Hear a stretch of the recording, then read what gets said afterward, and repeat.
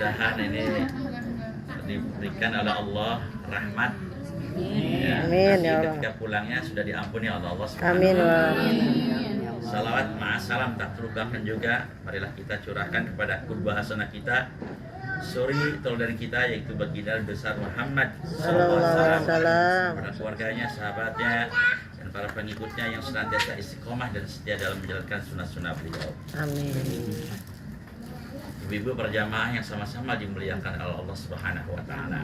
Amin. Nah, kita tidak terasa sudah masuki tahun baru Baru, Hijriah ya. iya. Ya, mudah-mudahan ini di tahun baru 1444 Hijriah ini. Nah, kita di sini ada kebaikan diawali dengan taklim ini. Insyaallah apa yang harus kita perbuat untuk kedepannya agar lebih baik lagi. Amin ya Allah. Menurut Ali bin Abi Thalib itu ada tipologi. Tipologi itu ya berbagai macam kelompok nih ya. Ada 3 kelompok minimal. Yang pertama, man kana yaumuhu khairan min amsihi fa huwa rabih. Barang siapa yang hari ini, pekan ini, bulan ini, tahun ini lebih baik dari tahun, bulan, hari, pekan kemarin, itulah orang-orang yang beruntung. Itu yang tipe yang pertama. Ada tipe yang kedua, man kana yaumuhu mithlu amsihi fa huwa maghbun. Barang siapa yang tahun ini, hari ini sama aja seperti tahun hari kemarin, nggak ada perubahan. Kata orang Sunda, gitu-gitu keneh. Orang Sunda kan, ya, begitu-gitu aja, begono-begono aja kalau di sini, tidak ada perubahan. Nah, maka ini termasuk orang-orang yang magbun. Magbun itu orang-orang yang merugi. Nah, yang ketiga ini orang yang buruk dari yang terburuk. Man kana yamuhu syarran min amsihi fa huwa mal'un. Dan siapa yang tahun ini, hari ini, pekan ini, bulan ini lebih buruk dari tahun, bulan, hari kemarin, bahwa mal'un, maka ini termasuk orang-orang yang dilaknat oleh Allah Subhanahu wa Ta'ala. Itulah begitu pentingnya kita apa istilahnya masalah waktu ini. Jangan sampai kita tidak ada perubahan dalam hidup ini. Terus harus ada perubahan, peningkatan, progres dalam masalah ibadah dan amal soleh. Nah, itu seperti itu. Itu yang harus diperhatikan. Itu seperti itu ya. Maka kita mau yang mana nih? Yang kelompok pertama, kedua, ketiga. Lupa lagi. Yang pertama itu apa itu? Yang pertama itu robih, yang beruntung. Nah, kita inginnya beruntung. Seperti di dalam pergeseran, pergantian tahun hijriah ini, memang ada kita diperintahkan untuk berdoa. Doa ini sangat urgen dalam agama Islam kita ini. Karena apapun kita dimulai dan diakhiri dengan doa. Semuanya doanya semua coba. Apa yang ada doanya dalam Islam ini? Nah, sama ketika akhir tahun, awal tahun, kita pun memang dianjurkan untuk banyak-banyak berdoa kepada Allah Subhanahu wa Ta'ala. Doa mukhul ibadah. Doa itu adalah intisari daripada ibadah. Jadi intisarinya doa ini, intisari daripada ibadah. Doa silahul mukmin wa imaduddin wa nurus samawati wal ardh. Nah, doa ini adalah silah. Silah itu senjata orang yang beriman, tiang agama, dan cahaya langit dan bumi. Nah, doa. Jadi sangat penting sekali doa. Bahkan Allah Subhanahu wa Ta'ala berfirman di dalam surah Al-Mu'min ayat 60, a'udzubillahi minasyaitonir rajim. Wa qala rabbukum ud'uni astajib lakum. Innal ladzina yastakbiruna an ibadati la yastakbiruna.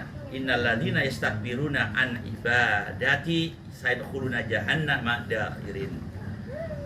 Dan berfirman Tuhanmu, berdoalah kepadaku, niscaya aku akan kabulkan, memperkenankan doa-doamu. Sesungguhnya orang-orang yang sombong, nah mereka ada orang sombong yang tidak mau berdoa, yang tidak mau melibatkan Allah, bahwa segala kesuksesan yang dia dapat adalah dari hasil keringatnya sendiri, kepintarannya sendiri. Nah, mereka nggak mau berdoa. melibatkan Allah, nggak mau beribadah, maka kata Allah, sayadkhuluna jahannam, mereka akan dimasukkan ke dalam neraka jahannam dakhirin, dalam keadaan hina-hina. Nah, ini ancamannya nih, orang yang sombong. Salah satu sombong itu nggak mau berdoa. Jadi orang yang nggak berdoa berarti orang yang sombong. Doa ini karena senjata, ya inilah kita jadikan tameng yang memang harus selalu digunakan dalam kehidupan kita sehari-hari. Nah, di tahun ini bersama Ibnu Hajar mengajarkan kepada kita doanya, Allahumma adkhilhu alaina bil amni wal iman wassalamati wal islam wa jiwari minasyaiton wa ridwani minar rahman. Ya Allah, masukkanlah kami di bulan ini, ya, di bulan tahun baru Hijriah ini maksudnya, dengan rasa aman dan iman, selamat dan Islam, dan jauhkanlah kami dari gangguan-gangguan syaitan, dan sehingga kami termasuk orang-orang yang mendapatkan ridho dari Allah yang Maha Rahman. Amin. Nah, itu seperti itu. Ini doanya Ibnu Hajar nih, Allahumma adkhilhu ini.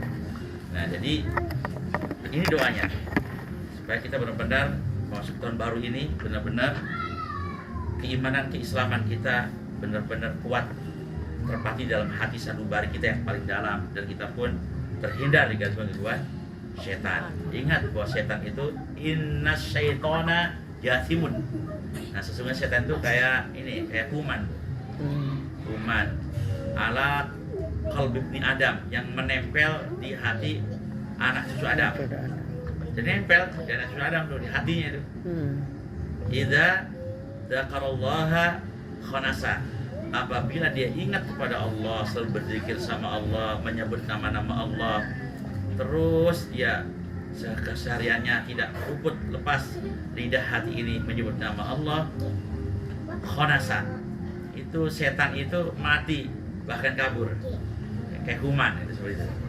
Wa idza ghafala yuwaswasa, apabila anak cucu Adam ini lupa, tidak pernah nyebut nama Allah, tidak pernah berzikir, nah ini setan itu yuwaswasa, terus mengganggu dan menggoda. Nah, makanya ini gambaran kalau kita terus berzikir sama Allah, nggak kosong pikiran hati, insya Allah kita akan dijaga oleh Allah Subhanahu wa Ta'ala. Jin itu, setan itu nggak sempat masuk di dalam tubuh kita. Selagi memang ada pori-pori, dia bisa masuk. Ini tembok ada pori-porinya, bisa tembus juga. Kita pun ada pori-porinya, dia bisa masuk. Jangan saya bengong, ngelamun. Isilah hidup ini dengan rasa gembira, senang, sesusah apapun, sebingung apapun. Jangan sampai kita tadi itu terberdaya, kepikiran terus, kan itu. Jangan. Kerjakan aktivitas positif. Kan banyak apa aja gitu. Biar mengurangi daripada beban pikiran. Semua orang pasti punya masalah, punya pikiran. Karena hidup di dunia ini memang adunya mahal musibah. Dunia ini adalah tempatnya musibah, adunya silsilati minal imtihan. Dunia ini adalah mata rantai ujian demi ujian. Ya kan? Nah, jadi kita dalam hidup ini harus kuat, harus tabah, ya seperti itu. Bahwa dunia inilah sementara. Berapa sih lama usia kita ini? Ya, itu berapa lama gitu? Amaruna umati sepin wasitin. Umur umatku antara 60-70 tahun. Ya. Nah, kalau udah yang 60 siap-siap. Ya. Masuk saya dong Pak Ustaz. Iya udah, ibu makanya ngaji aja. Kerjanya Ngaji, aja, oh udah. ya, ngaji Nggak tante. lagi untuk bekal Akhirat, sudah ya. berbekalin akhirat itu. Jangan takut, jangan khawatir. Insya Allah Ya. nanti akan mendapatkan kebahagiaan Panjang umur, yang ya. tiada taranya, Berkah tidak umurnya. pangkalnya, semuanya kekal abadi. Ya, di akhirat di surga Allah Subhanahu wa Ta'ala. Nah, seperti itu ya.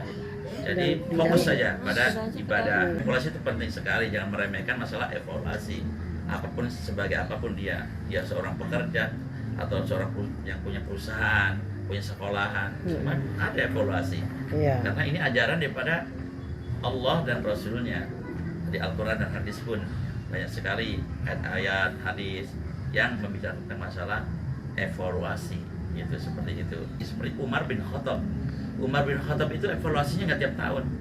Umar bin Khattab itu setiap hari Setiap hari. ketika beranjak ke tempat tidur nggak langsung blok tidur, tapi duduk merenung. Ingetin. Tadi saya dari bangun pagi sampai mau tidur, apa yang saya kerjakan? Adakah sikap, perbuatan, ucapan saya yang nyakitin orang, Maaf ya. yang bikin orang kesel, tersinggung? Ada hak-hak orang yang saya ambil, atau yang terzolimi, atau yang terfitnah? Ataukah saya mengada dosa sama Allah Subhanahu Wa Taala di pagi hari sampai malam ini? Nah itu dia merenung tuh Umar bin Khattab itu. Maka Umar bin Khattab memiliki syakhsiyah Islamiyah, kepribadian Islamnya luar biasa sekali. Seorang mantan gembong preman. Siapa yang kenal Umar? Itu seperti itu kan. Tapi bisa luar biasa sekali, bisa berubah 180 derajat. Setan aja takut sama Umar kan itu. Nah, saking apanya? Saking bening bersih hatinya. Karena terus mengevaluasi diri. Orang sesalah apapun, sebesar apapun kesalahan dan dosa, kalau mengevaluasi diri dan memperbaiki diri, bertobat kepada Allah, itu lebih baik gitu. Karena kata Nabi pun, yang dikatakan orang baik adalah bukan orang yang tidak pernah berbuat salah. Orang yang baik kata Nabi adalah orang yang berbuat salah, tapi dia buru-buru bertobat, dia buru-buru memperbaiki diri dan meminta maaf. Nah, itu orang yang baik. Karena manusia siapapun tidak lepas daripada dosa dan salah kan itu. Al-insan hasibu anfusakum qabla an tuhasabu wa zayyanu lil ardil akbar wa innama yakhiful hisabu yaumal qiyamati alaman hasaba nafsahu fid dunya. Nah, ini omongannya Umar nih. Hisablah kalian, hisablah diri kalian sebelum kalian dihisab, dan hiasilah diri kalian untuk menghadapi pengungkapan yang maha besar, yaitu hisab. Semua akan diungkap semua kan. Sesungguhnya hisab pada hari kiamat itu akan ringan kepada orang yang selalu menghisab dirinya ketika di dunia. Nah, jadi kalau orang suka muhasabah diri di dunia, insya Allah akan ringan di sana, hisabnya di akhirat. Kenapa? Karena pasti orang yang menghisab dirinya di dunia akan ada perbaikan demi perbaikan dalam hidupnya. Nah, seperti itu kan itu. Jadi ringan nantinya. Makanya biar kita nggak berat nanti di hadapan Allah Subhanahu wa Ta'ala. Nah, ini penting Bu ya, masalah muhasabah ini. Jadi muhasabah nih, ya, tahun kemarin bagaimana perjalanannya, ya itu. Apa yang telah diperbuat, apa yang telah dikerjakan, apakah banyak salah dan dosanya, ibadahnya bagaimana. Maka ada aspek-aspek itu yang harus diperhatikan dalam muhasabah itu. Yang pertama aspek ibadah. Nah, aspek ibadah penting. Karena kita hidup di dunia, dalam Al-Quran, wa ma khalaqtul jinna wal insa illa liya'budun. Dan tidaklah aku menciptakan jin manusia kecuali untuk beribadah kepada Allah Subhanahu wa Ta'ala. Nah, makanya aspek ibadah ini sangat penting sekali. Dievaluasi ibadah kita. Ada enggak ibadah-ibadah kita yang masih bercampur dengan kemusyrikan? Nah, ini banyak orang yang beribadah bercampur dengan kemusyrikan. Jangan dikira ibadah itu enggak nyampur dengan kemusyrikan. Banyak. Contohnya apa? Baca Al-Quran itu ibadah saja. Jangan dikaitkan dengan hal-hal yang lain tadi itu. Ya, jadi seperti itu. Nanti khawatir bercampur dengan kemusyrikan tadi, ibadah-ibadah kita. Nah, itu banyak yang seperti itu. Ya, karena ketidakpahaman. Nah, terus biar jagangannya laris gitu ya. Menghadap kiblat, baca ya Fatah ya Rojak ya Fatah 10.000 kali semuanya itu menghadap kiblat. Nah, tidak ada tuntunan dari Rasulullah SAW. Kalau zikir ya zikir saja, itu seperti itu. Jangan dikaitkan dengan hal-hal yang lain. Tapi secara umum ibadah itu adalah segala sesuatu yang dikerjakan, disadarkan atas nama Allah adalah ibadah. Ibadah itu luas mana ibadah, bukan sujud aja di masjid, bukan baca Quran aja di masjid. Karena ada ditegur oleh Rasulullah orang yang semacam ini. Wah, matamu punya hak, badanmu punya hak, istrimu punya hak, kuranglah kamu. Nah, jadi ibadah itu luas. Bekerja pun ibadah. Taklim begini ibadah juga, ya kan? Nah, sedekah juga ibadah. Senyum ibadah. Ibadah itu luas. Kalau disandarkan atas nama Allah. Ibu duduk Bismillah duduk, itu ibadah juga. Jadinya bernilai ibadah karena diawali dengan basmalah. Terus ibu juga mau keluar dari rumah berdoa pun ibadah. Ibadah itu sangat luas sekali punya, sangat luas. Nah jadi aspek ibadah ini harus kita koreksi ulang, dievaluasi. Ibadah-ibadah kita itu ada hal-hal yang merusak enggak di dalamnya. Kita bercampur dengan kemusikan apa tidak. Ini karena berat ya, berat nanti pertanggungjawaban di hadapan Allah Subhanahu wa taala. Ya, aspek ibadah. Terus yang kedua aspek pekerjaan, usia dan rezeki. Nah, ini harus dievaluasi pekerjaan kita ini. Kita selagi masih bekerja, kita masih punya usia dan rezeki, apa harus kita lakukan? Nah, gitu. Karena kita ini ada keterbatasan semuanya. Pekerjaan ada batasnya. Ada masa pensiunnya kan? Iya. Ada masa risetnya gitu. Usia juga sama, ada waktu-waktunya, ajal datang tiba, ada batas-batasannya. Dan rezeki pun sama. Rizku biyadillahi wahdah. Rezeki itu di tangan Allah. Makanya ketika kita berzeki, manfaatkan rezeki itu dengan sebaik-baiknya. Jangan sampai lupa kepada Allah Subhanahu wa taala. Allah nggak minta banyak-banyak kok, cuma 2,5%. Kalau 1 juta berapa? 25.000. Kecil apa gede? Kecil. Itu kan zakat, itu kan kalau nggak dikeluarkan menjadi kotoran, daki. Masa daki dimakan? Jadi penyakit nantinya. Nah makanya keluarkanlah biar hidup kita berkah. Mala ya milu mailan. Harta itu yaitu mala ya mailan. Artinya condong. Dalam artian harta bisa berpindah kepada orang lain. Biar nggak berpindah, biar nggak kabur dari kita harta itu, maka diikat. Diikat dengan apa? Dengan sedekah tadi, dengan hal-hal yang bermanfaat.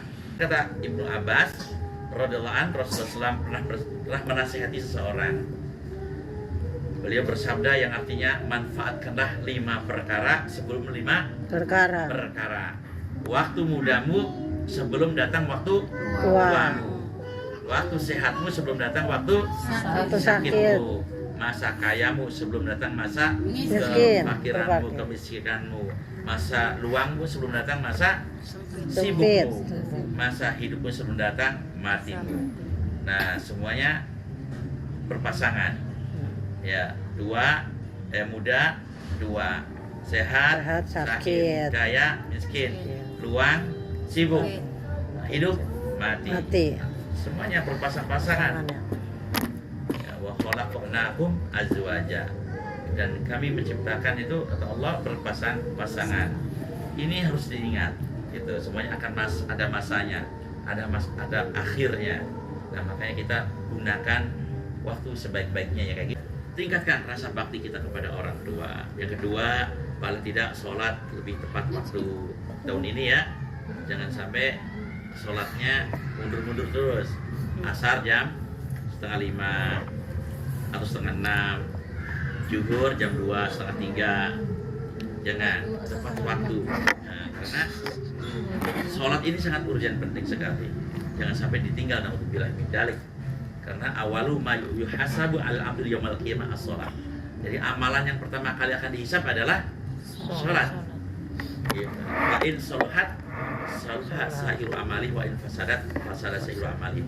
Apabila itu salatnya baik, maka seluruh amalnya akan dianggap baik. Jadi tolak ukurnya salat nih.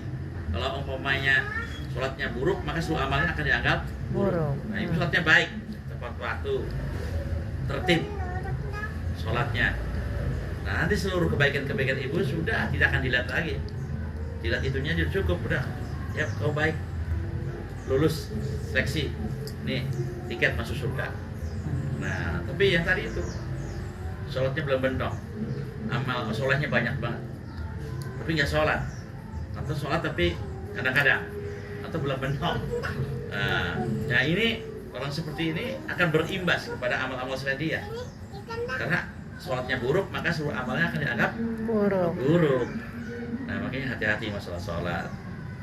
Kalau ibadah-ibadah yang pengen diterima, sholat kita harus baik, harus benar, dijaga dengan sebaik-baiknya. Itu masalah sholat.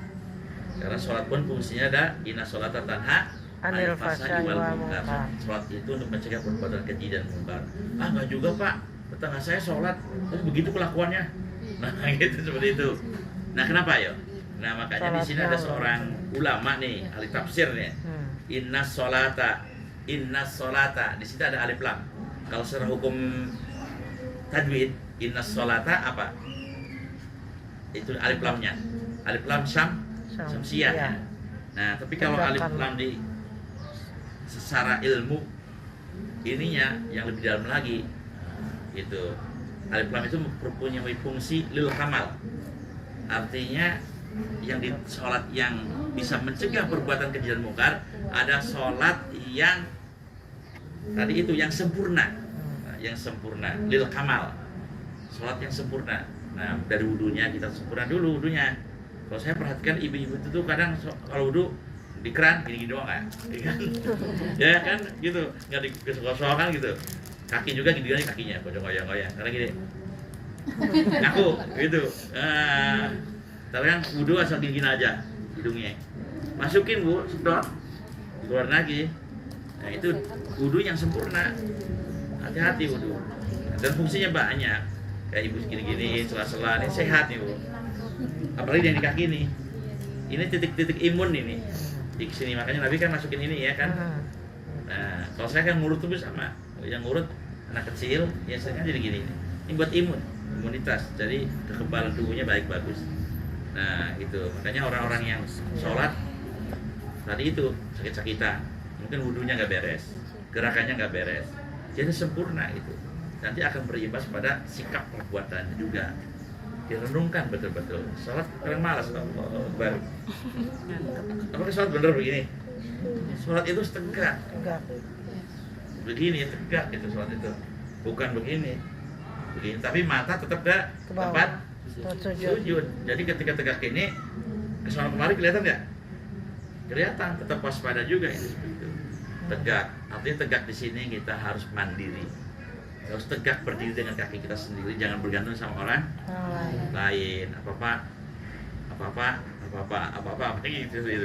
Harus kuat berdiri sendiri. Nah itu maksudnya itu banyak hikmah sholat itu di dalam sholat itu. Nah di sholatnya harus yang benar, yang sempurna sholatnya. Nah, ada juga orang yang meninggalkan sholat, nah ngeri. Man taraka sholata muta'ammidan faqad kafara jiharan. Barang siapa yang meninggalkan sholat dengan sengaja, maka dia telah kafir secara terang-terangan. Nah ini maksudnya sholat yang benar-benar dia mengingkari, nggak percaya sama perintah sholat. Meskipun Islam kan ada tuh yang nggak percaya sama sholat. Nah ini baru kafir dia jatuhnya. Tapi kalau dia malas, agamanya Islam, nggak sholat tapi malas aja, tapi dia percaya sama perintah-perintah sholat itu ada perintah dari Allah, maka dia nggak jatuh sampai ke kafir. Ya, hanya fasik aja, muslim yang fasik, yang berdosa seperti itu. Nah sholat itu sangat penting sekali, harus perhatikan. Makanya anak-anak pun dari umur berapa diajarkan sholat? 7 tahun. Kalau udah 10 tahun maka pukullah kalau nggak sholat, tapi nggak yang membahayakan, pantatnya aja geplak gitu, suruh sholat gitu ya. Jangan sampai kita merawat, melihara itu, ngasih makan di rumah kita nggak sholat gitu. Jangan sampai mereka sedih gitu. Kita melihara, jaga, ngasih makan, tapi nggak sholat gitu. Masya Allah, itu berat bertanggung jawabannya. Kayak sebagai orang tua berat ya bertanggung jawabannya. Jadi apapun yang dilakukan anak, baik buruknya, orang tua akan kena juga imbasnya ya. Nah jadi pertanggung jawaban berat. Anak itu bisa menjatuhkan dan mengangkat derajat kita di hadapan Allah Subhanahu Wa Taala. Maka perhatikan dari kecil-kecil ini dilatih untuk sholat. Kalau 11 tahun, 12 tahun, 15 tahun itu harus sudah kesadaran sendiri tanpa disuruh lagi. Kan dari kecil pendidikan itu pranatal sebelum lahir, bukan postnatal. Itu gaya barat. Kalau kita dalam Islam itu pranatal sebelum lahir. Ketika 4 bulan 10 hari sudah ditiupkan ruh, maka sudah berlakulah proses pendidikan.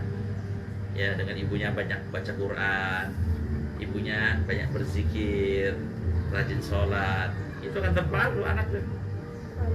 Apalagi udah 7 bulan dibacain Al-Quran, dia akan mencari-cari suara itu dan merasa nyaman. Bahkan diomongin gitu, Nah, sabar ya, emang bapak belum pulang bapaknya.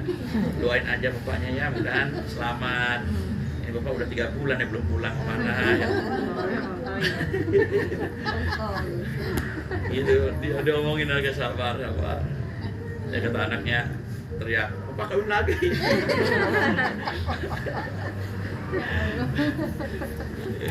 Seperti itu. Nah, jadi diajarkan yang baik-baik, dilembutkan. Makanya nggak boleh kenceng-kenceng, keras-keras kan. Pasangannya itu ketika hamil itu banding piring, itu pengaruh anak itu ke kejiwaan. Dia masih di dalam perut itu akan pengaruh. Dia akan lahir nanti menjadi orang yang tidak percaya diri. Dia takutan, dia nggak berani minderan, itu seperti itu. Nah, jadi betul-betul harus diperhatikan. Ini kan raja kecil yang umur segini, 7 dari 0 sekian tahun sampai 7 ya. Nah, itu diperlakukan sebagai kala amir, bagaikan raja. Gak apa-apa, jangan dilarang-larang. Itu kalau tidak membahayakan dirinya, biarin aja gitu. Saya juga anak begitu ada, pikir saya nggak punya anak lagi gitu ya. Yang gedenya kan umur 22, lahir lagi. Mungkin cuma 2 ya. Lahir lagi, sekarang umur 3 tahun. Masya Allah, itu beda sekali sama kakaknya. Kakaknya itu nggak pernah ngoprek, beranteng, nggak pernah minta apa-apa. Yang ini nyamperin, minta aja nggak apa-apa kemana? Ke tempat beli mainan yang gede itu, mobil-mobilan 3, motor-motoran kan, Superman, Batman. Sampai di rumah satu kamar itu penuh mainan dia semua. Kalau nggak diturutin, dia ngamuk, nangis. Bahkan ya gitu, susah tidur, nggak mau makan, nggak mau ini, ngancamnya gitu. Harus dibeli dulu, karena di motor pengen loncat. Ngeri juga kan gitu. Mainannya pengen ke CBD tuh, yang di lantai 4. Yang 45.000 sepuasnya main. Iya, 45.000 nggak apa-apa, pas pulang ya masuk ke toko sepatu. Ngambil sepatu di 200.000. Udah kalau tiap minggu. Bapaknya kan cuma tukang nyembur ya. Gimana ya? Masya Allah. Tapi biarin lah, rezeki alhamdulillah lancar-lancar aja gitu. Biar turutin. Sekarang udah mulai berkurang nih. Udah 3 tahun setengah mau ke 4 tahun ini udah mulai ngerti. Aku nggak beli itu lagi ya, nggak beli seperti itu. Balon dibeli terus setiap orang beli yang lewat itu. Aku itu masih mendingan Pak Ustadz, anak saya emang yang bontot loh. Ya sama juga. Bukan mainan, jadi dia mengikuti emaknya sampai berak ditungguin. Oh. Gitu. Jadi nggak mau ketinggalan paket emaknya ya? Iya, kalau itu. Oh, itu bapaknya berarti ngajarin. Pak Ustadz, Pak Ustadz, ya kan kita mau ada tanya jawab, jadi mungkin 5 menit lagi isi materinya. Gitu, ya. Biar Nah, kita jadi kemalaman. seperti itu, insya Allah harus sabar ya masalah anak. Oke, baik, itu masalah sholat pokoknya harus diperhatikan dengan sebaik-baiknya. Dan tentunya yang masalah menutup aurat juga nih tahun ini harus lebih baik lagi. Ingatlah bahwa di Al-Quran Al-Ahzab 59. Nah, di sini Allah Subhanahu wa Ta'ala mengingatkan kepada nabi, para nabi ya, untuk mengingatkan, mengatakan kepada istri-istri mereka, anak-anak perempuan mereka, dan istri-istri orang-orang yang beriman. Untuk apa? Menutup daripada tubuhnya, auratnya. Itu seperti itu. Jadi jangan sepele masalah pakaian. Ini semuanya pun ada aturan-aturan dalam Islam agar lebih dikenal, lebih aman, dan tidak memberikan manfaat bahaya, tidak dilecehkan atau dihinakan, itu seperti itu. Karena Allah Maha Pengampun lagi Maha Penyayang. Nah, jadi benar-benar ditutup aurat itu kita. Udah keluar rumah ya udah. Ataupun di dalam rumah tapi ada sepupu kita. Ya. Sama kan, harus tutup juga kan? Sepupu bisa nikahin nggak? Antar sepupu bisa nikah nggak? Bisa. Nah, gitu. Bisa itu. Nah, pokoknya kita lihat di dalam rumah itu siapa itu. Ada yang bisa menikahi kita enggak? Yang istilahnya mahram lah itu. Nah, itu seperti itu. Jadi dilihat. Jadi kita harus benar-benar menjaga aurat kita atau ipar kita. Kan suka gitu kan? Ipar main perempuan. Banyak. Nah, kayak laki-laki.